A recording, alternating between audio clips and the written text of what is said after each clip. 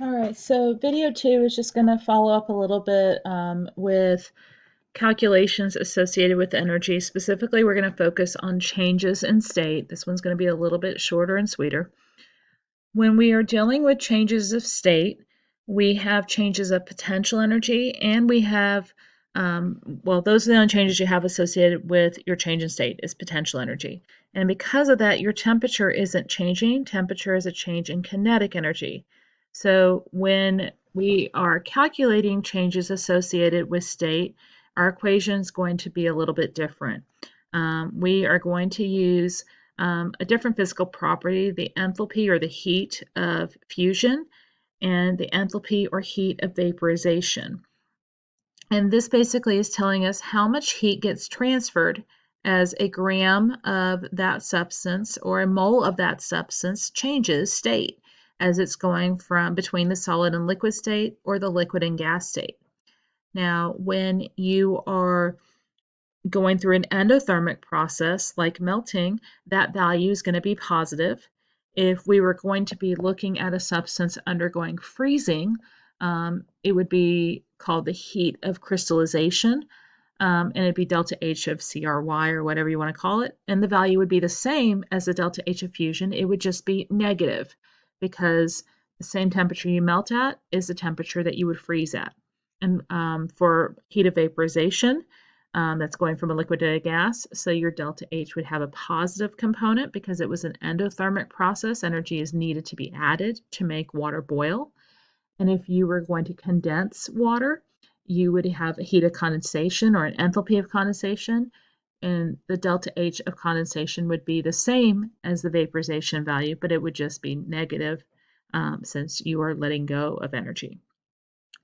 When you're calculating the heat associated with the phase change, you don't want to include temperature because since temperature is constant, your delta T would be 0, and then that would be telling you that there's no heat involved in that process, which we know is definitely not the case. You definitely need heat to undergo phase changes, whether it's through gaining it or losing it. While we're changing state, oftentimes these are going to be associated with temperature changes, and those are associated with kinetic energy since the molecules are either moving more quickly or more slowly. So we still will be using MCP delta T. We just kind of have to look at what information we're given in our problem to know how many phase changes we've gone through and how many states we've gone through and then what temperatures we were at when we were going through those state changes. So if you were going to take a substance from its solid state all the way up to its vapor state, you would have Q calculations for the 3 phases, solid, liquid, and gas, as well as the 2 phase changes that your substance underwent, the melting Q as well as the boiling Q. Again, you're not going to necessarily have all of these, but these are the different ones that you could have involved, both potential energy changes as well as kinetic energy changes. So if I was going to represent this graphically, specifically with water, we can see how ice is going to be a solid below 0, and then there's going to be a flat line where it's undergoing a potential energy change as the melting process is occurring. And then I have a sharp increase as I apply heat and that water warms up. Eventually, we're going to reach a point where the water is going to turn into steam. You'll notice that the line for that is much longer than it was from ice to water. That's because you have a lot of intermolecular forces to overcome. And so the delta H for boiling for water is substantially greater than the delta H of fusion where ice is melting. Because that's a larger quantity, it's going to require a heck of a lot more heat to be able to change all the water into steam. And then once you get all of it converted over, then you go back into just purely steam being warmed up, and you can see the temperature changing there. Again, you won't necessarily have all 5 of these particular changes taking place for a given substance. You kind of have to look at their melting point and boiling point. What temperature do they start at? What temperature do they end at? To know which components you need to include. Now, this is for heating of ice to steam. If I was going to go in the reverse direction, the graph would literally be the mirror image. You would see the steam cooling down. You would see the long line again as the steam condenses into water. You would see the temperature drop again as the water keeps cooling down. And then eventually you would see a much more abbreviated horizontal line where the water is freezing, and then it would be ice below 0 degrees. So we are going to do one involving all 5, but I just wanted to caution you that I'm pretty sure on your homework you're probably going to have ones that don't necessarily have all 5. We're going to take 25 grams of ice at negative 25 degrees Celsius, and we're going to turn it into steam at 115 degrees Celsius. So if we take that graph that I showed you before, we know that water is going to freeze. Sorry, I went ahead and labeled the states first. So the slope lines are your states. That's where your temperature changes, your kinetic energy changes are happening, your solid, your liquid, and your gas. And then your phase changes are the plateaus when you have your potential energy changing. Those phase changes are going to occur, sorry, went too fast, at 0 degrees Celsius for solid to liquid and 100 degrees Celsius for liquid to gas.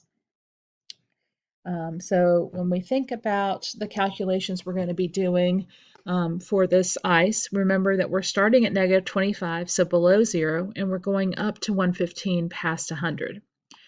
The quantities on the right, temperature change CP values for the different states of water, and the delta H quantities for phase changes, those are constant. I don't expect you to know those values. If you need them to solve for a problem, they will be provided for you.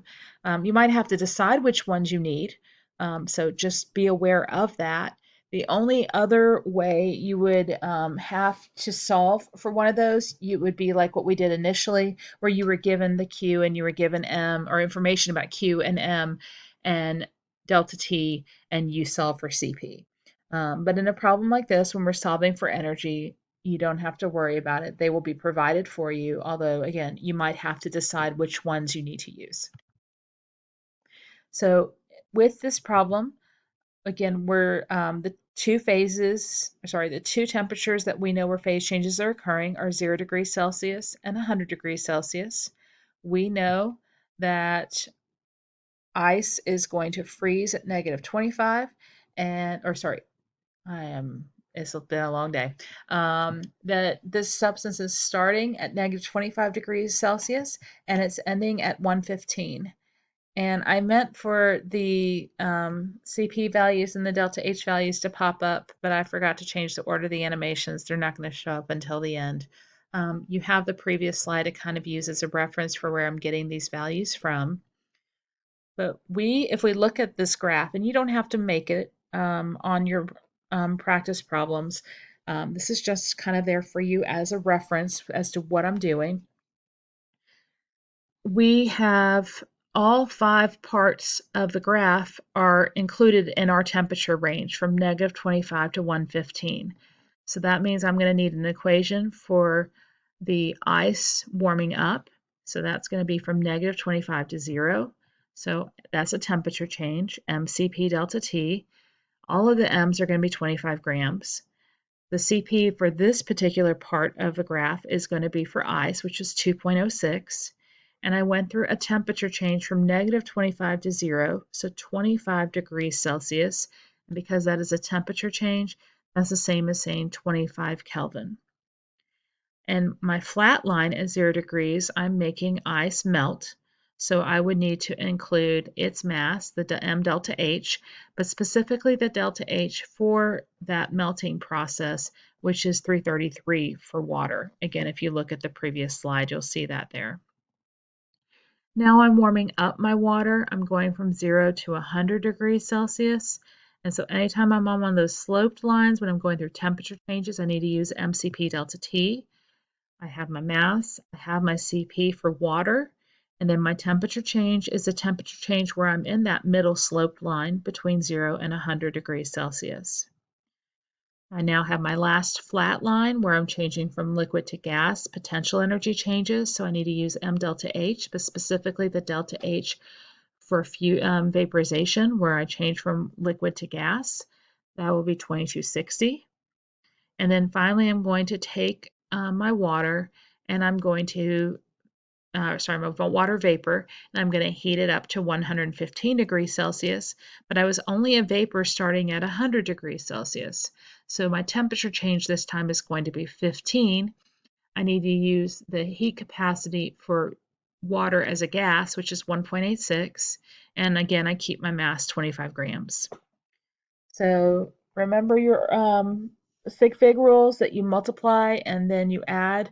You need to make sure you account for your sig figs for the multiplication part before you can add all your values together. The most these can all have is 2 sig figs. If the mass only has 2 sig figs, all the CP values and delta H's have more than 2 sig figs. You have 2 temperature changes with 2 sig figs, but you don't have any with 1. So all of your quantities are going to need to have 2 sig figs when you multiply the 5 quantities together. So the units all cancel out, the grams, the Kelvin. And so 1300 was my first quantity for the ice melting, or the ice warming, excuse me. 8300 was when the ice changed to a liquid when it was melted. The 10,000 was when the water was being warmed up, because the 10,000 needs to have 2 sig figs. You can either put a line over the first 0 or you could write it in notation form. The 57,000 is from the water boiling, going from a liquid to a gas. And then the final quantity is the vapor being heated to 115 degrees Celsius. That one needs to have 2 sig figs as well. So 700 would have a line over the first 0. So all I have left to do is to add these quantities together. I need to see which place that all 5 quantities have in common. So what is the least precise measurement that I have, or my least precise calculation? My first measurement is reported to the hundredths place. My second calculation, sorry, not measurement, calculation, is reported to the hundredths place. My third calculation is only reported to the thousands place. My fourth calculation is also only reported to the thousands place. And my fifth calculation is reported to the tens place. So the most precise I can be with my answer is to the thousands place. So when I add all these together, I'm going to need to round to the thousands place. And when I do that, I get 77,000.